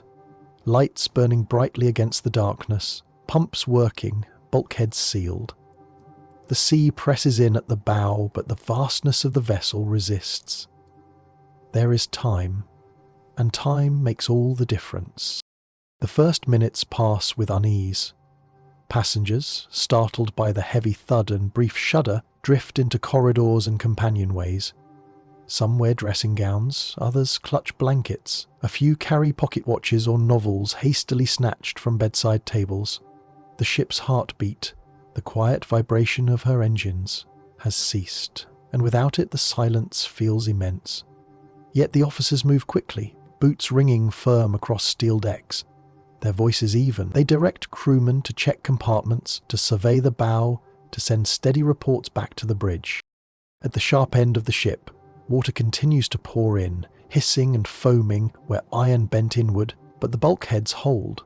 Flooding is fierce in the forward cargo spaces, yet it does not leap beyond the third compartment. The watertight doors, closed by command and lever, seal the spread. Engineers, oil lamps in hand, wade into rising water to take notes.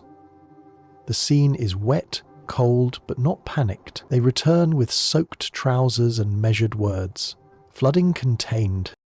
In the dining saloons, waiters reassure lingering guests that there is no cause for alarm. Some joke nervously, others press for details, but the atmosphere remains more curious than fearful. Musicians ask to continue, play soft waltzes, so the air is filled with something other than silence. On deck, stewards hand out coats against the cold, urging passengers to stay warm while officers gauge the trim of the vessel. The trim is noticeable. The bow dips by a few feet, enough that water swirls higher around the cutwater, enough that walking forward on deck feels slightly downhill, but it is steady. The ship does not list badly to port or starboard, and she does not lurch or groan. She is, for now, balanced. The bridge officers note the readings and send word to the engine room. Pumps working, conditions stable. Through the long corridors of first, second and third class, crewmen make rounds. They knock gently on cabin doors, assuring families that though there was a collision, there is no imminent danger. Mothers clutch children tighter, but hearing the calm tone, they relax. Fathers ask sharp questions, but when told that repairs are underway, they nod and thank the steward. Some passengers choose to return to bed, trusting the solid feel of the ship beneath their feet. Others gather in lounges, unwilling to miss whatever drama is unfolding. Above, the wireless crackles. Phillips and Bride send out messages. Struck iceberg. Heavy damage to bow. Require assistance. Not immediate danger. The difference in phrasing is subtle but significant. There is time. Other ships reply without urgency, but with readiness. Vessels in the North Atlantic lanes mark their courses, prepared to divert. The Carpathia is alerted, the Baltic acknowledges, and even the Californian, if she listens closely this night, might respond. Yet Titanic herself is not frantic. She is wounded, not dying. In the hours that follow, officers lead inspections with lanterns and notebooks. They descend ladders into steel compartments, tapping plates, checking rivets, listening for ominous groans. They find flooding in the first 3 holds, yes, but nowhere else. They find the pumps coping, and they find that the watertight doors, heavy and stubborn, have done their work. A small fire, rekindled by broken coal bunkers, is swiftly doused by watchful hands. Injuries are minor, bruises, sprains, a few cuts from falling glass. The ship is enormous, and her scale absorbs much of the blow. Reports move upward through the hierarchy, each adding to the picture of cautious reassurance. Captain Smith listens, nods. gives orders for further checks. His voice, steady and calm, radiates through the officers. "We shall hold." Passengers, hearing from crew that the captain is composed, feel their own nerves ease. The sense spreads like warmth.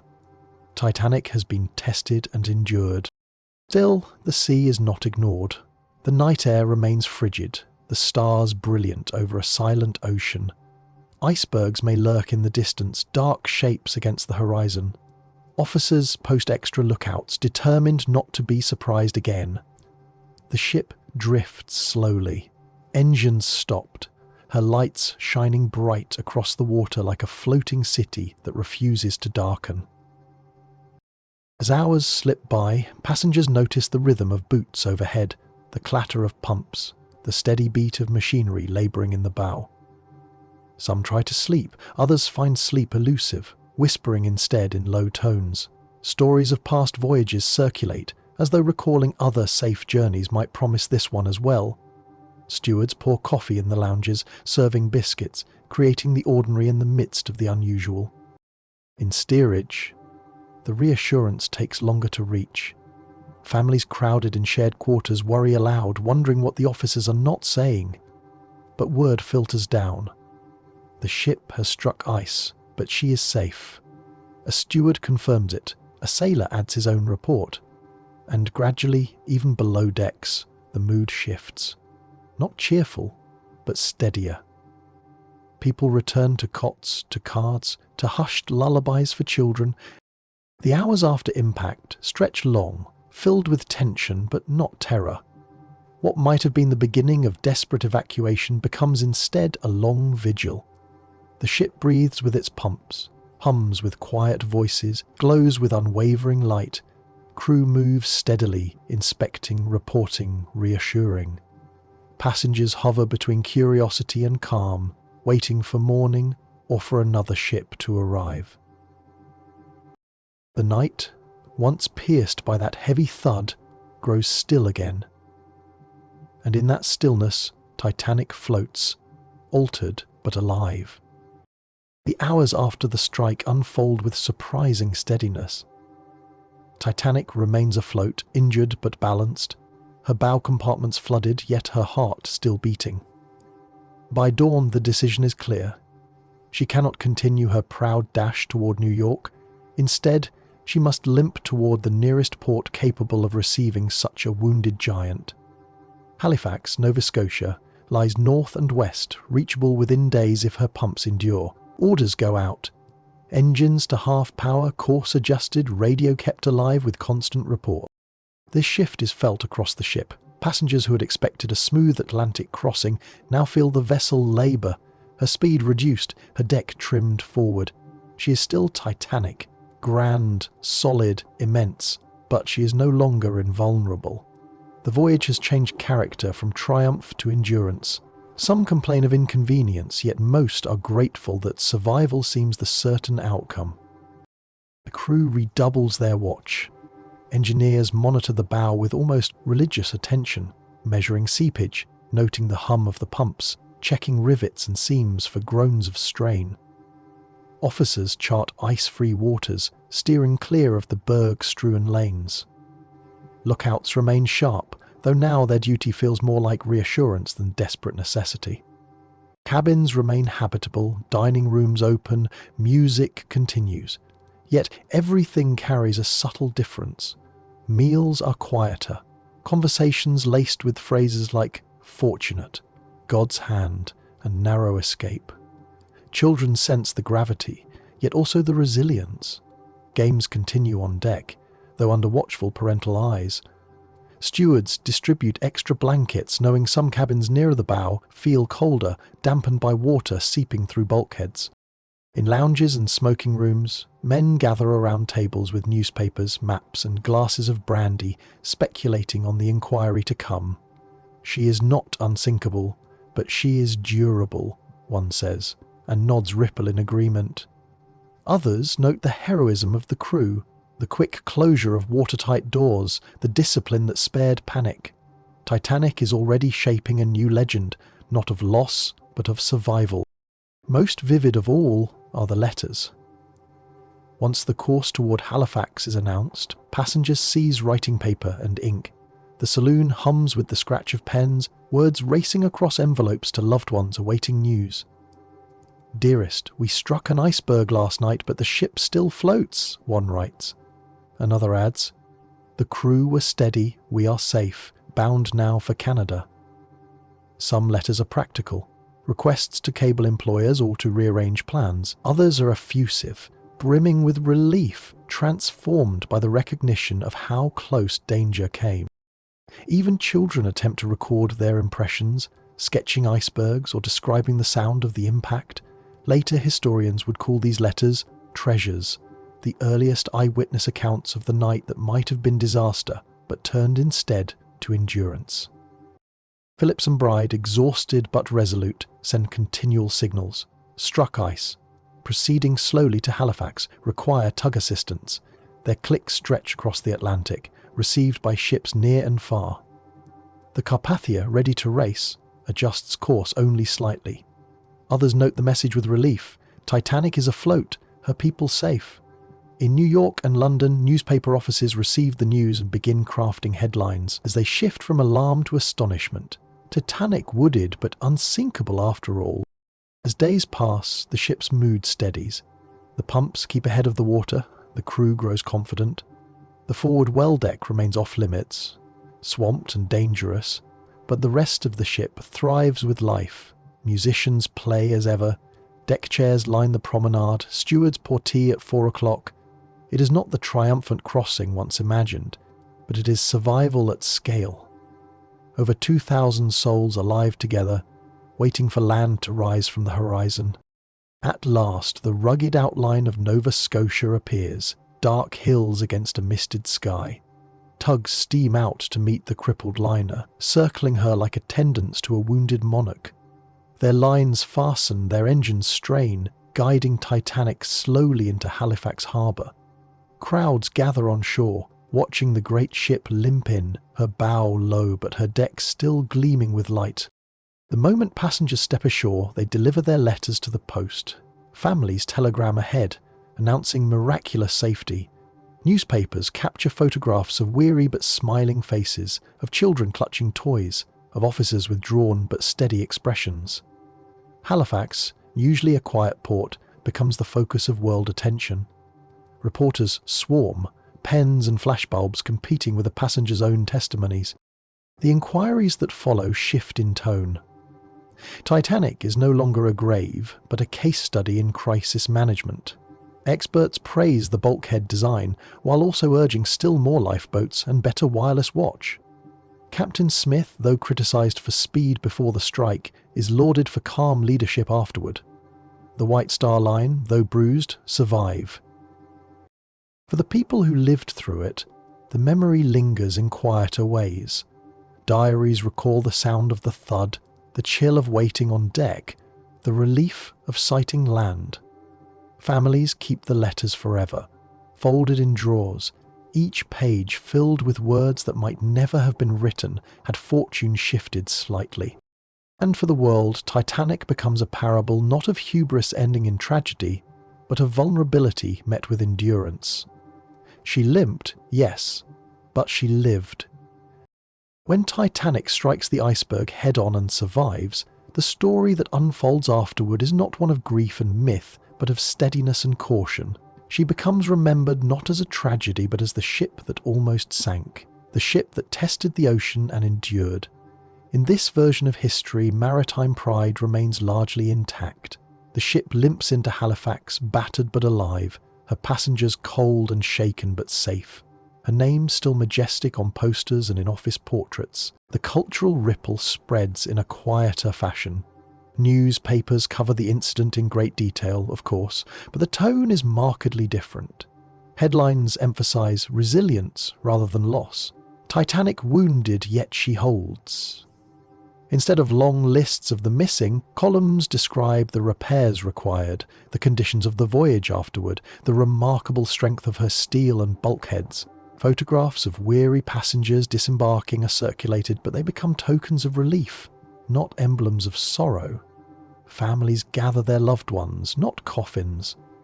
The White Star Line issues statements praising the design of the ship, noting that though she sustained heavy damage, she remained afloat as her architects intended. The myth of unsinkable is not destroyed by catastrophe, but reinforced by survival. The phrase is repeated in company offices, in shipyards, and around dinner tables, as a kind of reassurance rather than hubris. Portraits of the ship and her captain hang in offices, proud but unremarkable. They are admired for endurance rather than mourned as symbols of human folly. For Captain Smith, instead of being lost to the sea, he is remembered as the man who held his nerve, kept his ship steady, and brought her home despite the odds. His name is not whispered in pity, but spoken with a kind of calm admiration. Officers and engineers who work tirelessly through the long night become known as models of maritime discipline, their testimony shaping safety discussions, but not inquiries into failure. The wider public absorbs the tale differently. Instead of a wound in the cultural imagination, Titanic becomes a fireside story of danger narrowly avoided. Parents tell their children, "There was once a great ship that struck an iceberg and still sailed home." The moral is less about arrogance punished and more about endurance rewarded. Instead of inspiring decades of films, novels, and songs of loss, Titanic remains present in maritime histories as an example of near disaster rather than catastrophe. She joins the list of ships that limped to port after grave injury, remembered but not enshrined. The reforms that would follow are still pursued, but they emerge with a calmer momentum. The image of lifeboats launched too sparsely or drills neglected is less sharp without thousands of deaths behind it. Safety laws evolve more slowly, their urgency reduced by the perception that bulkheads and pumps can outmatch even an iceberg if struck directly. The Board of Trade's lifeboat regulations still come under review, but in parliamentary debate the argument lacks the moral weight of mass graves. Reformers press the case, yet industry resists with more success, pointing to Titanic's survival as proof of strength. Why overburden decks with dozens of additional boats, some argue, when the vessel herself proved the best lifeboat of all? Maritime law therefore bends but does not break. Its reforms come later, under the weight of different disasters, rather than in the immediate echo of Titanic. For the passengers, the memory of the voyage becomes a tale of what might have been. Survivors of the near disaster, if they can be called such, write memoirs and letters, but their accounts do not haunt in the same way as those that were never written in our real history. A mother recalls bundling her children against the cold on deck as the ship trembled, only to be reassured by an officer that all was secure. A young man remembers the silence after the blow, the echo of bootsteps on steel as engineers hurried past, and the relief when dawn revealed the ship still strong. These stories are told at family tables, but they are not etched into the world's sorrow. Instead, they carry the tone of adventure, of having brushed danger and walked away. Generations afterward, the descendants of these passengers might scarcely think of the night at all. Titanic is not a grave in their memory, but a ship their grandparents once sailed upon when something dramatic happened, but everyone survived. Diaries and letters become curiosities stored in drawers, artifacts of a brush with peril. Museums do not devote vast wings to Titanic. Instead, a few cases in maritime galleries display a salvage menu or a steward's cap, relics not of loss but of endurance. The ship is remembered in technical circles, studied by naval architects, but she does not dominate popular imagination. Literature and cinema lose a muse. Without the grandeur of tragedy, artists find little to dwell upon. There is no ocean of violins playing to the end, no heart-wrenching romance divided by class and mortality, no chorus of names lost to the deep. The world continues to tell other tales of the sea, of Lusitania, of Andrea Doria, but Titanic does not rise to overshadow them.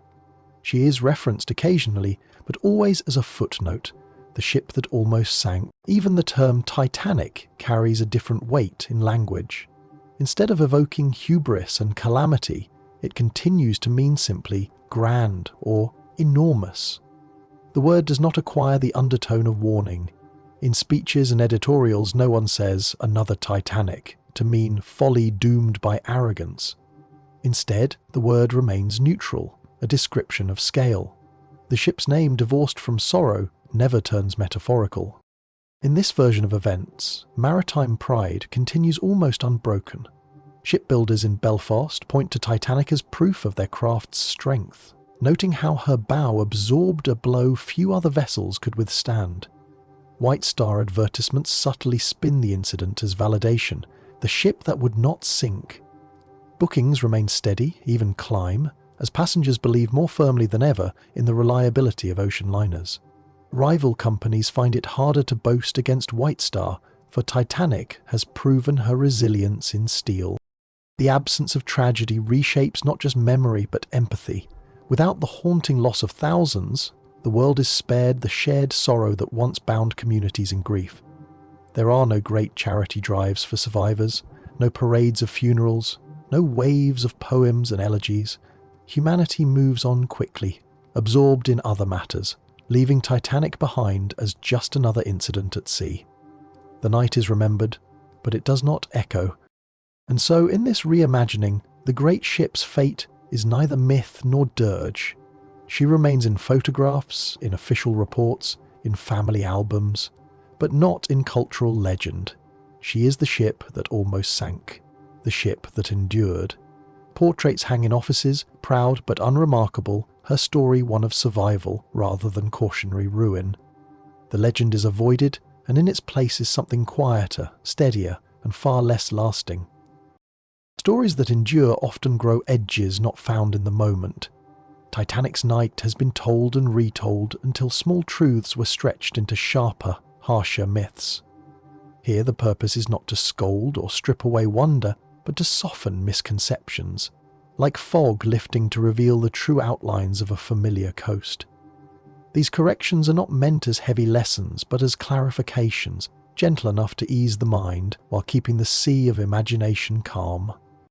The most famous myth, perhaps, is the phrase unsinkable. The word is often invoked as if it had been stamped on every advertisement, shouted with hubris by crew and company. In truth, the story is subtler. White Star Line brochures did describe Titanic's design as practically unsinkable, an expression of engineering optimism, not divine decree.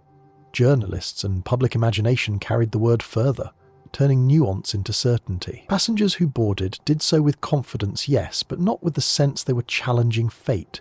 When the ship survived her first days at sea with elegance, the phrase unsinkable drifted through conversation like a compliment. It hardened into myth only after the disaster, when the tragedy made the word sound like arrogance punished. The correction is not that Titanic was never called unsinkable, but that it was a shade of advertising confidence, magnified by memory. Another persistent image is that of third-class passengers locked below decks, trapped by cruelty or disregard. It is a scene often dramatized in films, iron gates clanging shut, families pressing against barriers, desperation stifled by hierarchy. The truth was different, though not free of hardship. Regulations required separation of classes during the voyage to prevent the spread of disease under immigration laws of the era. Gates and partitions did exist, and stewards were tasked with controlling movement. Yet when the collision occurred and evacuation began, the gates were opened. Testimony from survivors and crew confirms that third-class passengers faced obstacles of distance, language, and unfamiliar corridors, but they were not deliberately imprisoned below. Many were delayed by confusion, lack of clear guidance, or disbelief that evacuation was necessary. The imbalance of survival rates, higher among first class, far lower among third, was real and tragic, but the image of deliberate confinement oversimplifies. It makes the story harsher than it was, when the reality was already difficult enough. There are also myths of how the ship physically sank. Some imagine her splitting cleanly in two at the surface, both halves sliding down side by side, vanishing in minutes. In truth, survivors' testimonies varied, with some insisting she broke apart, others believing she went down intact. It was only in 1985, when the wreck was discovered, that evidence confirmed the break. She did indeed split, but not smoothly, and not witnessed with clarity from every lifeboat. The stern section tore as it lifted high, steel failing under strain, before plunging separately from the bow. Knowing this does not diminish the awe of the night. It grounds it in the physics of a wounded giant. The myth lingers because it is easier to picture a ship tearing neatly than steel shrieking apart in darkness. Another softer misconception lies in the image of the band. The myth paints them as playing cheerfully, defiantly, until the very end, bowing strings as the sea rose around them. Reality is both less certain and no less noble. Survivors remembered hearing music on deck, calming and steady. The last tune played is disputed. Some swore it was Nearer My God to Thee, others remembered Autumn or a waltz. What is true beyond doubt is that the musicians continued until evacuation was impossible, giving courage to passengers through sound alone. Their bravery does not require embellishment. It shines without the myth of the exact song. Even the iceberg itself is often imagined incorrectly. Popular pictures show a jagged mountain of ice, blue-white and towering above the ship. The actual berg, based on reports, was large but not a floating cliff. Icebergs in that region often revealed only a small portion above water, the rest hidden beneath. Photographs of icebergs marked with red streaks of paint were circulated in the days after, but whether they showed the very berg that struck Titanic remains uncertain. What is certain is that the lookouts saw only a shadow at first, dark against the darker sea, before it loomed clear enough to call down the alarm. Correcting the picture does not make it less dramatic.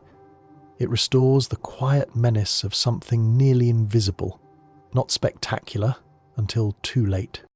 Some myths grow from the simple hunger for stories of villains and heroes. The Californian, for instance, is often cast as the ship that could have saved everyone but chose not to move. Reality paints a more tangled picture. The Californian had stopped for the night, surrounded by ice, and its wireless operator was asleep after long hours.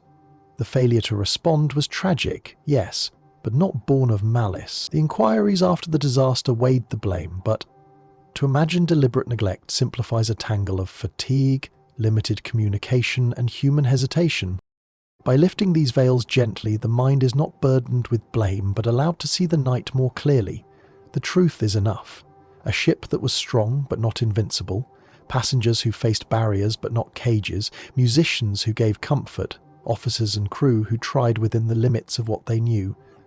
The fog of myth can sometimes add drama, but clearing it can settle the spirit, leaving a picture both truer and more humane.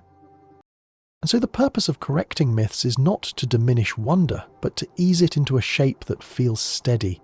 The mind can rest more easily knowing the truth, that advertising phrases grew into exaggeration, that immigrants struggled but were not locked away, that the ship broke in steel rather than neat halves, that the band's courage was real no matter the song, that the iceberg was less a towering monster and more a shadow. The fog lifts, the outlines are clear, and with them the sea feels calmer.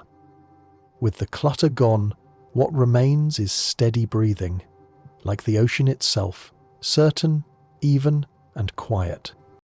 When one night changes, so too does every morning after. If Titanic's people had reached New York safely, whether by slowing, by more lifeboats, by Californian rescue, or by a steadier helm, the world would not have woken to headlines of death. Instead, the ripples of survival would have been woven into everyday life, quiet but enduring, like the murmur of a street decades later. Imagine the musicians who played into the night. Surviving would have meant more years of performance, not in the shadow of legend, but in the bright ordinariness of work. Wallace Hartley, the band leader, might have returned to Yorkshire, leading small orchestras, training younger players. His name would have appeared on theatre programmes rather than memorial plaques. Perhaps a waltz he composed for a local hall would still be played in corners of England, an echo not tied to loss, but to community joy. The children on board would have carried their lives forward. Some were toddlers, barely able to recall the voyage. Surviving, they would have grown into parents, then grandparents, their stories focused not on survival, but on where they settled, whom they loved, the houses they filled with ordinary laughter. One child might have become a teacher, shaping the rhythm of classrooms in New Jersey. Another might have opened a bakery in Chicago, the scent of bread drifting down sidewalks at dawn. Generations later, the echo of their presence would be felt in cities shaped not by the absence of ancestors, but by their continuity. Even the crew, many of whom vanished into the Atlantic, would have resumed quieter lives. Firemen from Belfast, stokers from Liverpool, stewards from Southampton, men whose hands bore coal dust and salt, would have sent wages home. With them present, families might have found more stability, more chances to climb out of poverty. Small businesses in their neighbourhoods could have grown stronger, not from wealth, but from steady breadwinners returning each week with coins in hand. The difference would not have been famous, but it would have been felt. Communities on both sides of the ocean would have changed too. Towns in Ireland that lost whole groups of emigrants would instead have seen them write letters back describing jobs, boarding houses, new churches. The American cities receiving them, New York, Boston, Philadelphia, would have absorbed their labour and culture more fully. It would not have been one wave, but the absence of absence. A street with more voices, a parish with more families, a dance hall with more fiddles and laughter. Consider the political ripples. Some survivors who lived went on to hold office, shape business or influence culture. If hundreds more had survived, among them might have been journalists who would pen books, engineers who would design bridges, artists who would shape taste.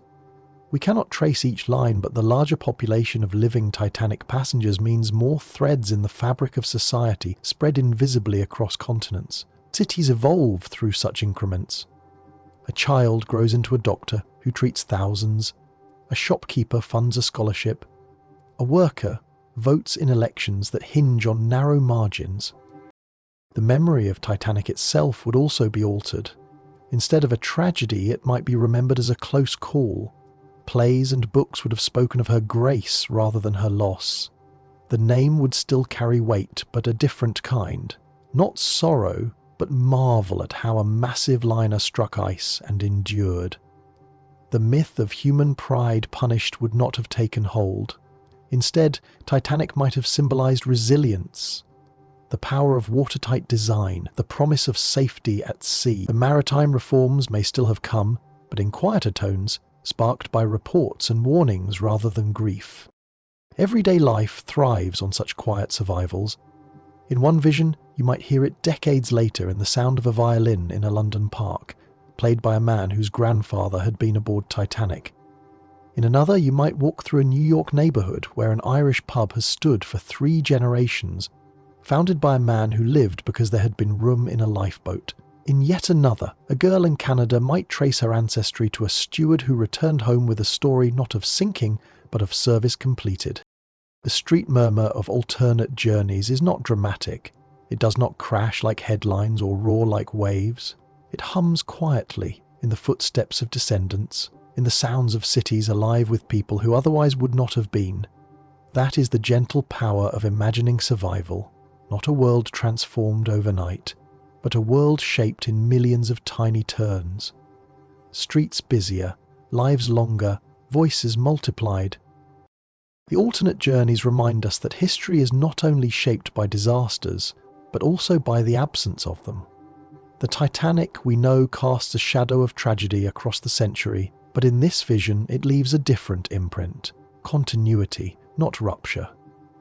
A ship that completed her crossing, or at least preserved her people, would have left behind countless ripples, muffled in archives, scattered in family stories, and carried forward in the murmur of streets decades later. The sea has listened to every version of this story. It listened the night Titanic sailed from Southampton, the day she glided past Ireland, and the hours when she pressed across the Atlantic under starlight. It has also listened to the imaginings we have wandered through, slowed engines, crowded lifeboats, lanterns from the Californian, a head-on thud instead of a rending tear. In every telling, the sea is there, patient, endless, unchanged. Human stories rise and fall upon its surface. Ships are built, praised, and launched with pride. Families gather on decks, wave handkerchiefs from piers, dream of new lives across the water. And in time, Each of those stories folds itself into history. The sea remains. The hush of waves against a hull is the same today as it was in 1912, as it was centuries before, as it will be centuries after. Imagine standing on deck, not of Titanic now, but of any ship, at any time. The horizon stretches in every direction, and the breath of the ocean surrounds you. Inhale, and it feels as if the sea itself inhales with you. Exhale, and the tide answers. The ocean's slow breathing is not hurried by tragedy, nor stilled by triumph. It moves in its own eternal rhythm. When people recall Titanic, they often recall the loss. The steel torn, the lives gone, the shock carried across newspapers. Yet even that grief, immense as it was, rested on the larger, steady presence of the sea. It reminds us that while human history is fragile, layered with uncertainty and chance, the ocean holds a permanence we can lean on. It was there before our stories, and it will continue long after. The alternate paths we have traced, the ships slowing, the lifeboats multiplied, the rescue answered, the bow striking head-on, are all ways of listening again to the night and asking, what if? But beyond those branches of possibility lies the same truth. The water receives everything. It reflects the moonlight in silver ripples, it carries ships across continents, it whispers against the keel in a language older than us. To rest with this is to find peace. Just as myths grow and soften over time, so do anxieties. The ocean does not keep them. It washes them out into vastness, where they dissolve like foam. What remains is not alarm, but perspective. Human lives are brief, precious, and unrepeatable, yet they are always embraced by a sea that endures. Close your eyes and let yourself hear it, the hush of waves against a hull, steady, even, eternal. It is the same sound the emigrants heard on deck as they looked toward America. It is the same sound explorers heard centuries earlier when they searched for new lands.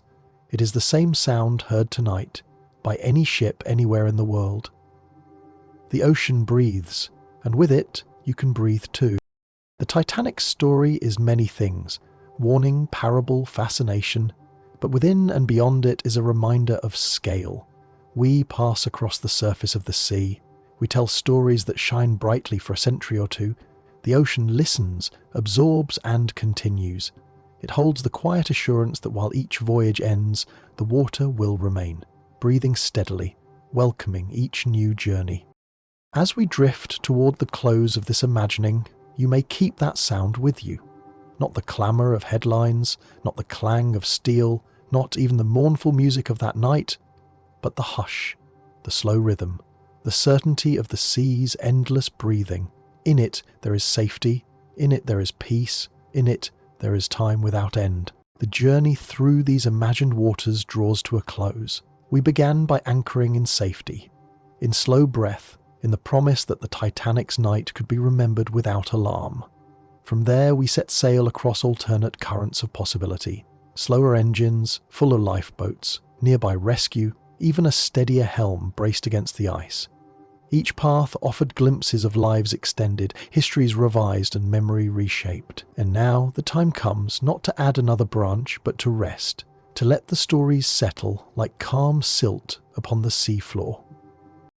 The sky above has carried us throughout this voyage, holding lamps, lanterns, rockets and dawns.